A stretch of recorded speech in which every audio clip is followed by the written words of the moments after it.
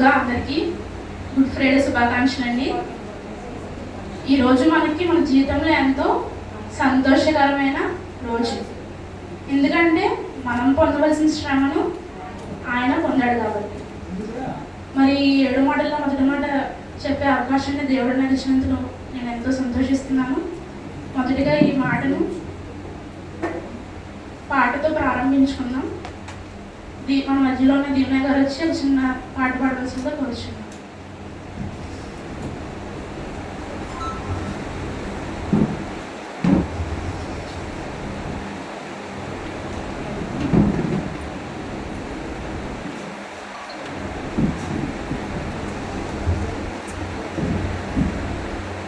ఇన్ని బాధలు పెట్టుచు తన చంపుచున్న పాపనరులను మన్నించుమని తండ్రిని యేసుండు సన్నుతితో వేడెను.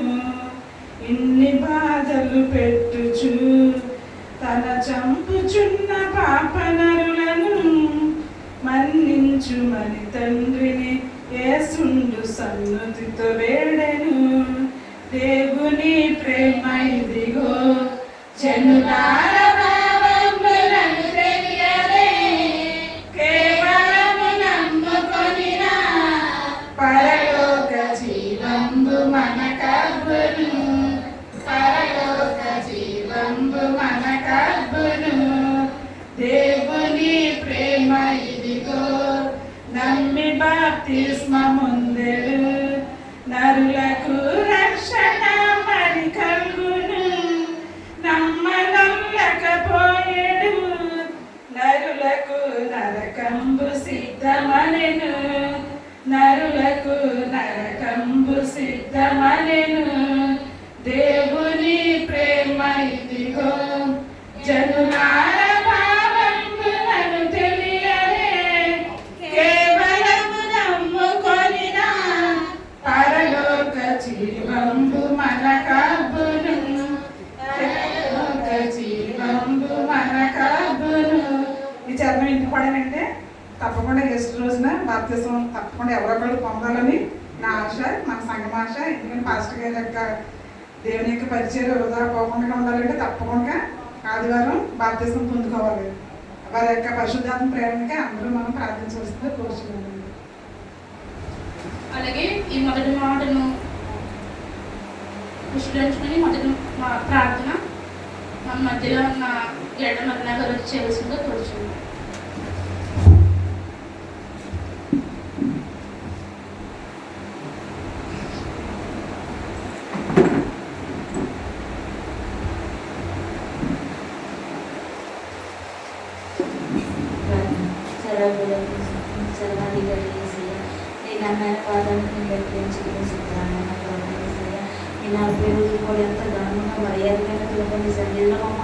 ప్రతిరోజు నువ్వు శుద్ధించే బాధ్యత దయచేసిన కొన్నారయ్యా.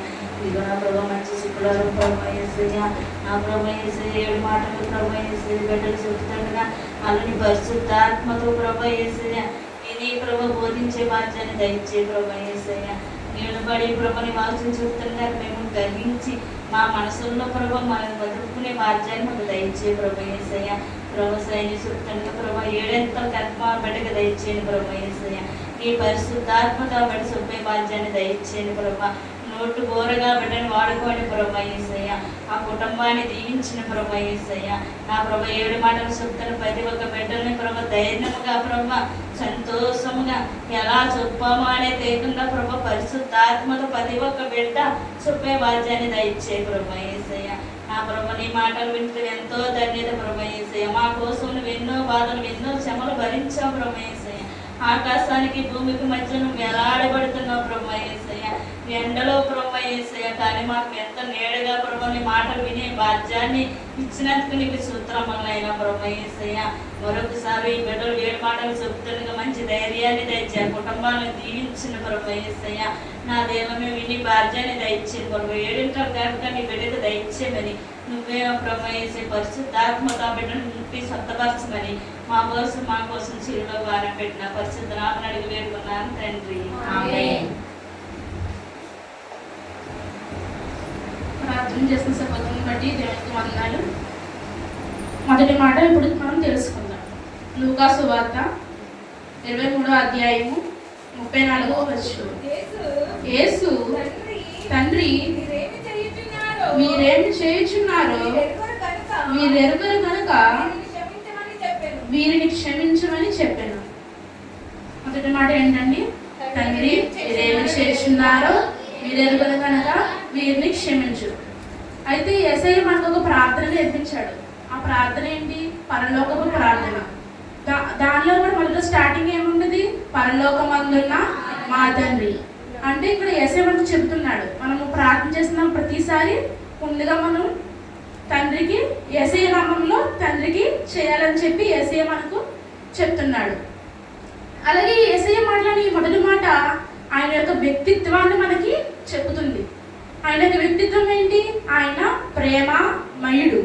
ఆయన ప్రేమమయుడు. సిలువలో మరణించడం అనేది ఒక శాపము.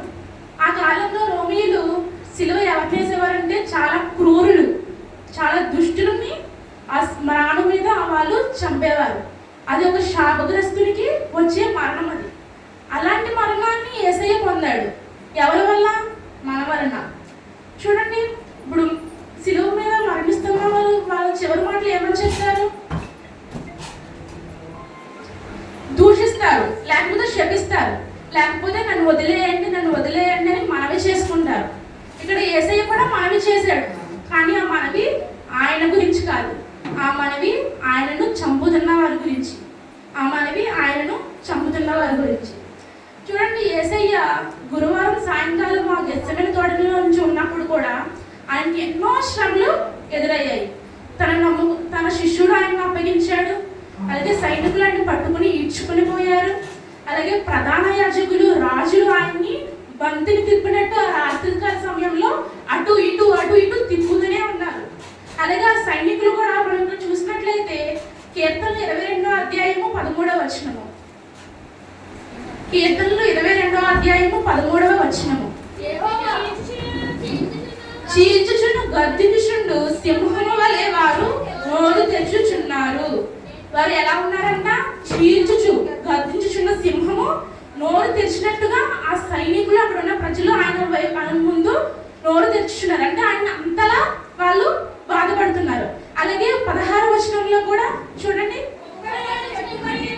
కుక్కలు నన్ను చుట్టుకొని ఉన్నవి, దుర్మార్గులు గుంపు కూడా నన్ను ఆవరించి ఉన్నారు. వారు నా చేతులను నా పాదములను పొడిచి ఉన్నారు. చూడండి, కుక్కల వలె వారు చుట్టుకొని ఆయన్ను చుట్టుముట్టి ఆయన గుంపు కూడా ఆవరించున్నారంట. ఆయన ఇన్ని శ్రమల మధ్యలో ఆయన ఎవరి మధ్య అయితే సూచన క్రియలు చేశాడో, ఆయన ఎవరికైతే సువార్త ప్రకటించాడో ఆ జనం కూడా ఏమంటున్నారు? సిలువ వేయండి అని అంటున్నాడు. ఇన్ని బాధలు, ఇన్ని శారీరకమైన బాధ, మానసికమైన బాధ, ఇన్ని బాధల్లో ఉన్నప్పుడు కూడా ఆయన సిలువ మీద మొదటి మాట ఆయన గురించి మాట్లాడుకోలేదు. ఎవరైతే ఆయన చంపుతున్నారో వారి కోసము ఆయన మాట్లాడాడు. ఆయన ఈ మాట ద్వారా తండ్రి అయిన దేవునికి అభ్యర్థన అంటే మనవి చేస్తున్నాడు. ఇప్పుడు చూడండి, స్కూల్లో ఎవరైనా స్టూడెంట్ ఏదైనా ఒక తప్పు పని చేశాడు అనుకో, ఏమవుతుంది? వాళ్ళ ఫాదర్ అంటే వాళ్ళ తండ్రి వెళ్ళి ఆ ప్రిన్సిపల్తో మాట్లాడతాడు. అంటే మా బాబులో తెలియకుండా చేస్తాడు, క్షమించండి, ఇంకోసారి రిపీట్ చేయడు, ఇంకోసారిగా చేయడు, దయచేసి క్షమించండి అని ఆ తండ్రి ఆ ప్రిన్సిపల్ కి మనవి చేస్తాడు. అలాగే యేసయ్య మన గురించి ఆ తండ్రికి మనవి చేస్తున్నాడు. ఏమని? తండ్రి వీరేమి చేయుచున్నారో వీరు ఎరుగరు కనుక వీరిని క్షమించు. అలాగే ఆయన హంతకులు ఎవరు అసలు? ఆయన ఆ మాట ఎవరి గురించి చెప్తున్నాడు? తన శత్రువుల కోసం, తన హంతకుల కోసం చెప్తున్నాడు కదా. ఆ హంతకులు ఎవరు?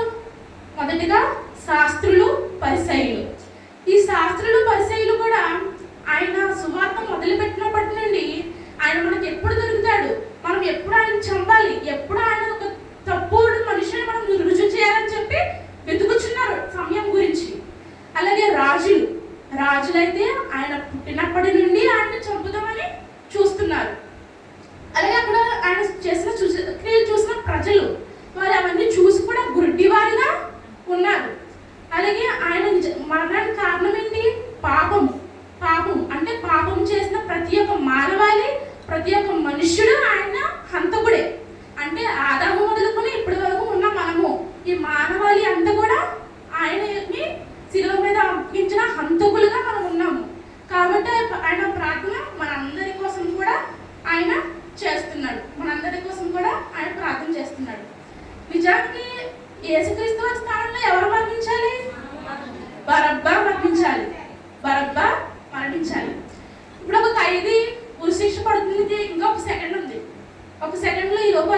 గారు వచ్చి మీకు ఉరిశిక్ష పడట్లేదు, మీ తరపున ఒక వ్యక్తి మీ వదిలి చనిపోతానికి వచ్చాడు అని చెప్పినప్పుడు ఆ ఖైదీకి ఎంతో ఆనందంగా ఉంటుంది.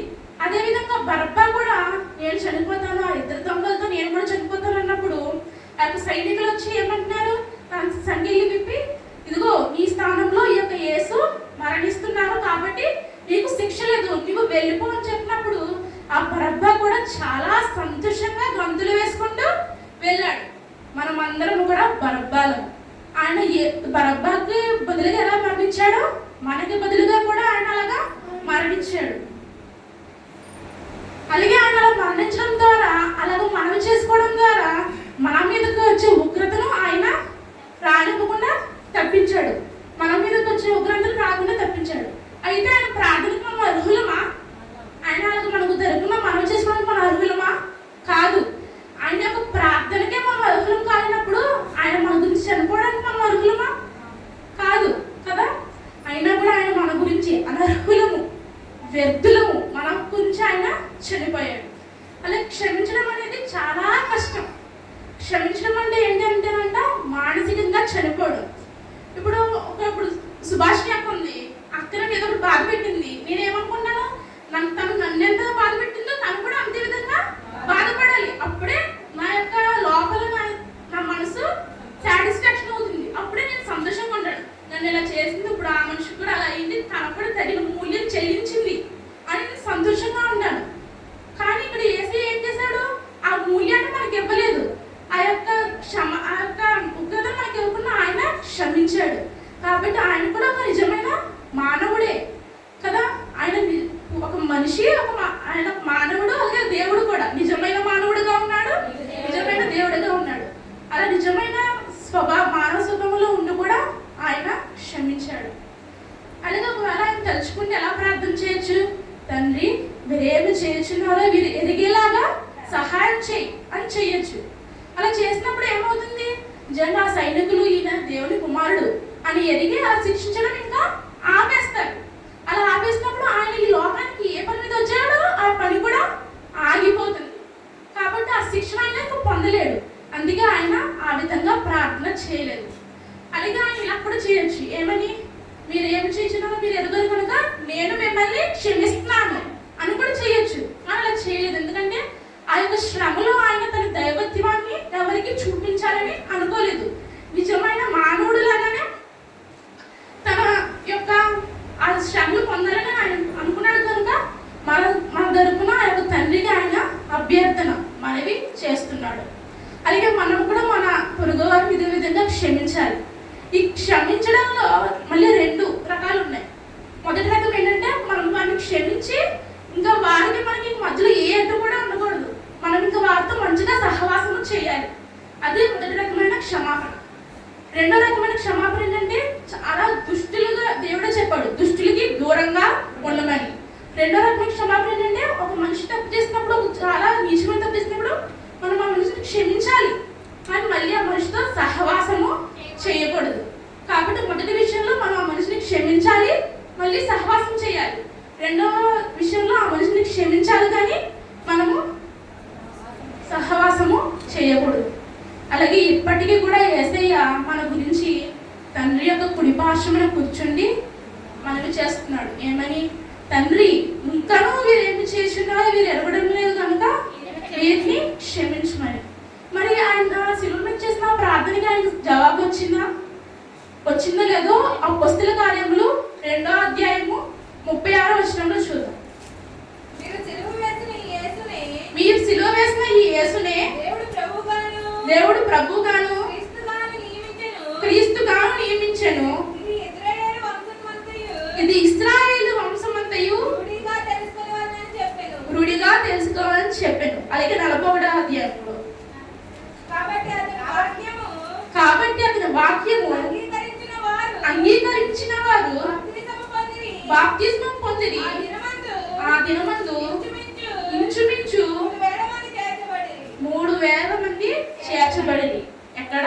దేవుని కుటుంబంలో 3,000 మంది చేర్చబడింది. ఆ 3,000 మంది ఎవరైతే ఆయన సిలువ వేశారో వారు పాప క్షమాపణ పొంది మారు మనసు పొంది అప్పుడు బాప్తిస్మం తీసుకుని ఆ పౌలు గారు చెప్పిన మాటలకు బాప్తిసం తీసుకుని దేవుని యొక్క కుటుంబంలో వారు చేర్చబడ్డారు. అలాగే యేసయ్య ప్రార్థన మనకు అవసరం. ఎందుకు అవసరం అంటే మనము ఆత్మీయంగా మనం పుట్టినప్పుడు మనం మానవ స్వభావంగా పాప స్వభావాలతో పుట్టాం కదా. అలా పుట్టినప్పుడు మనము ఆత్మీయులుగా గుడ్డివారముగా పుట్టాము, ఆత్మీయంగా చచ్చిన వారముగా పుట్టాము, దేవునికి విరోధులుగా, తండ్రికి విరోధులుగా మనము పుట్టాము. అలాగే యేసయ్య ఎప్పుడైతే మన కోసం చనిపోయి తిరిగి లేచి మనకి యొక్క బాప్తిస్మం దాని గురించి చెప్పాడో, అలాగే మనకి యొక్క రక్షణ ఇచ్చాడో, ఆ బాప్తిస్మం పొందుకోవడం ద్వారా, ఆ రక్షణ మనం పొందుకోవడం ద్వారా, యేసయ్య మన రక్షకుడిని మనం ఒప్పుకోవడం ద్వారా మనము ఆత్మీయంగా మరలా జీవించాము. ఆత్మీయంగా మన కనులు మరలా తెరుచుకున్నాయి. మనం దేవుని శత్రువుల నుండి దేవునికి కుమారులుగా మారిపోయాం. అలాగే మనము బాప్తిస్మం తీసుకున్నాడంటే నీతిమంతులం అయిపోతామా? అవును. యేసయ్య కూడా ఎప్పుడైతే బాప్తిస్మం తీసుకున్నాడో అప్పుడే సాతాను ఆయన్ని శోధించింది. మనం చూస్తున్నట్లయితే గలతీయులకు రాసిన పత్రిక 5వ అధ్యాయము 16వ వచనం. నేను చెప్పున్నది ఏమనగా ఆత్మానుసారముగా నడుచుకొనుడి, అప్పుడు మీరు శరీరేచ్ఛను నెరవేర్చరు. శరీరము ఆత్మకును, ఆత్మ శరీరమునకును విరోధమును అపేక్షించును. ఇవి ఒకదానికొకటి వ్యతిరేకంగా ఉన్నది. కాబట్టి మనం ఇక్కడ ఏం చేసుకుంటున్నామంటే మన ఆత్మ మన శరీరానికి, మన శరీరం మన ఆత్మకి విరోధముగా, శత్రువులుగా ఉన్నవి. కాబట్టి మనము బాప్తిస్మం తీసుకున్నా సరే ఇంకా మనం సాతాను ఆ పాపం మన శరీరం మనల్ని ఏమని ప్రేరేపిస్తుంది? ఆ తప్పు చేయి అని మనల్ని ప్రేరేపిస్తుంది. అలాగే ప్రకటన గ్రంథము 21వ అధ్యాయము 8వ వచనం. పిరిగివారును అవిశ్వాసులను అసహ్యులను నరహంతకులను వ్యభిచారులను మాంత్రికులను విగ్రహారాధికులను అబద్ధికులందరూ అగ్ని గంధకముతో మండుగుండములో పాలు పొందుదురు. ఇది 2వ మరణము. కాబట్టి మనము ఎప్పుడైతే బాప్తిస్మం తీసుకున్నామో అప్పుడు పరిశుద్ధాత్మ తోడుగా వస్తుంది. అలాగే మనలో సాతాను కూడా మనల్ని పాపం చేసేదానికి ప్రేరేపిస్తుంది. అలా ప్రేరేపించినప్పుడు మనం కొన్ని పాపాలను చేస్తాం. అందులోని భాగం ఏంటి? పిరిగివారులుగా ఉండడం, అవిశ్వాసులుగా ఉండడం, మాంత్రికులు, విగ్రహారాధికులు అంటే ఇక లోకమైన సంబంధంగా, ఈ లోక సంబంధిగా బతకడం, ఆచారాన్ని వెంబడించడం. అలాగే మనం ఇప్పుడు చూసినట్లయితే మత్తయి సువార్త 15వ అధ్యాయం 9వ వచనంలో కూడా ఆయన చెప్తున్నాడు. మత్తయి సువార్త 15వ అధ్యాయము, ఈ ప్రజలు తమ పెదవులతో నన్ను గణపరిశుద్ధులు గాని వారి హృదయము నాకు దూరముగా ఉన్నది. మనుష్యులు కల్పించిన పద్ధతులు దైవోపదేశములని బోధించుచు వారు నన్ను వ్యర్థముగా ఆరాధించున్నారు. అంటే మనుషులు చేసిన ఆచారాలని మనము వాటిని చేస్తూ ఏం చేస్తున్నాం? దేవుని యొక్క ఉపదేశాన్ని వ్యర్థముగా చేస్తున్నాం. కాబట్టి మనం అవిశ్వాసులుగా ఉండకూడదు, అలాగే నరహంతకులుగా ఉండకూడదు, అలాగే వ్యభిచారులుగా కూడా మనము ఉండకూడదు. వ్యభిచారం అంటే ఏంటి? తన ఒక స్త్రీని మోహపు చూపుతూ చూసే ప్రతి ఒక్కరు కూడా అప్పుడే తన మనసులో వ్యభిచారం చేస్తున్నాడు. ఒక పురుషుని మోహపు చూపుతూ చూస్తున్న ప్రతి స్త్రీ అప్పుడే తన మనసులో వ్యభిచారం చేస్తుంది. అటువంటి వ్యభిచారం చేయకూడదు. అలాగే మాంత్రికులను విగ్రహారాధికులను ఈ లోక సంబంధమైన ఆచారాల్లో మనము పాలుపొందులు పంచుకోకూడదు. అబద్ధికులు అంటే మనము అబద్ధములు కూడా ఆడకూడదు. ఇవన్నీ మనం బాప్తిస్మం తీసుకున్నప్పుడు ఇవన్నీ చేస్తే ఏమవుతుంది? మనము మండుగుండంలో పాలు పొందుతాము. ఇది 2వ మరణము. అలాగే చూడండి, హెబ్రీయులకు రాసిన పత్రిక 6వ అధ్యాయము, హెబ్రీయులకు రాసిన పత్రిక 6వ అధ్యాయము 5-6 వచనాలు కూడా దేవుని దివ్య వాక్యమును రాబో యుగ సంబంధమైన శక్తుల ప్రభావంను అనుభవించిన తరువాత తప్పిపోయిన వారు తమ విషయములలో దేవుని కుమారుని మరలా సిలువ వేస్తున్నారు. అంటే మనం ఎప్పుడైతే రక్షణ తీసుకొని రక్షణ దేవునిలోకి వచ్చాక మళ్ళీ మనము ఆ మార్గం తప్పిపోయినప్పుడు మనం ఏం చేస్తున్నాం? ఆయన్ని మరలా సిలువ వేస్తున్నాం. ఆయన్ని రెండోసారి మరలా సిలువ వేస్తున్నాం. అయితే మనకి ఇలాగా ఇటువంటి శోధనలు వచ్చినప్పుడు మనం ఏమి కలిగి ఉండాలి? ప్రార్థన కలిగి ఉండాలి, అలాగే విశ్వాసం కూడా కలిగి ఉండాలి. ఎఫెసీయులకు రాసిన పత్రిక 6వ అధ్యాయం 16వ వచనంలో ఇలా ఉంది, ఇవన్నీ కాక విశ్వాసమును డాలు పట్టుకొనిడి, దానితో మీరు దుష్టుని అగ్నిబాణములన్నిటినీ ఆర్పుటకు శక్తిమంతులవుదురు. మనము విశ్వాసులుగా మార్చబడ్డాక మన జీవితంలో మనం ఎప్పుడైనా ఒక త్రోవ తప్పిపోయినప్పుడు, అలాగే ఎప్పుడైనా మన పాపము చేయాలనే ఆశ్రమంలో పుట్టినప్పుడు మనం విశ్వాసం అనే డాలుని చేత పట్టుకోవాలి. విశ్వాసం అనే డాలుని చేత పట్టుకున్నప్పుడు ఆ పాపము మనలోనికి రాదు. చూడండి, ఇక్కడ వ్యాధి నిరోధక శక్తి అని ఉంటుంది తెలుసా? వ్యాధి నిరోధక శక్తి అంటే ఇమ్యూనిటీ పవర్. అది ఏం చేస్తుంది? మన శరీరంలోకి ఏదైనా ఒక వ్యాధి వైరస్ వచ్చిందనుకో, మన లోపల ఉన్న వ్యాధి నిరోధక శక్తి ఆ వైరస్తో యుద్ధం చేస్తుంది. యుద్ధం చేసి ఆ వైరస్ని చచ్చిపోయేలాగా చేస్తుంది. అలాగే ఎప్పుడైతే మనలోకి పాపం వచ్చిందో మన యొక్క విశ్వాసం ఏం చేస్తుంది? ఆ పాపంతో యుద్ధము చేస్తుంది. మనం నిజంగా గట్టి విశ్వాసులుగా ఉంటే ఆ యొక్క పాపము చనిపోతుంది. మన విశ్వాసం కొద్దిగా ఉంటే ఆ పాపం ముందు మన ఆత్మ చనిపోతుంది.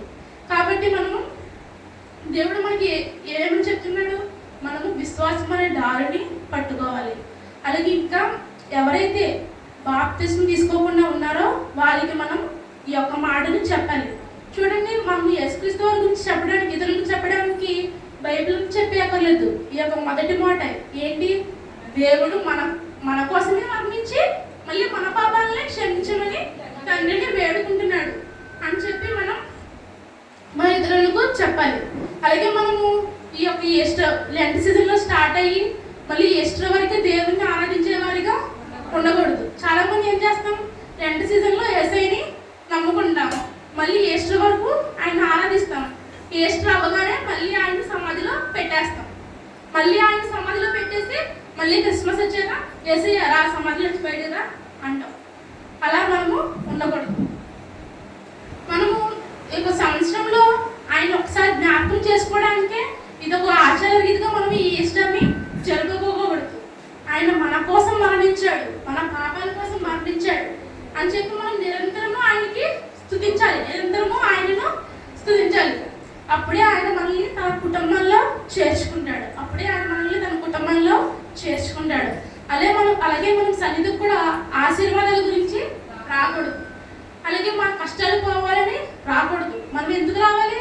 మన రక్షణ గురించి మనం సన్నిధికి రావాలి. ఆయన చేసిన దానికి మనం ఏమీ తిరిగి చెల్లించలేము. ఒకటే ఏంటి? మనము ఆయనలో విశ్వాసంగా దృఢంగా ఉండాలి. మన పొరుగు వారిని కూడా విశ్వాసంలోకి నడిపించాలి. దేవుడి యొక్క చిన్న మాటలు మన వెలుగుల్లో పనింపు చేయడం గాక.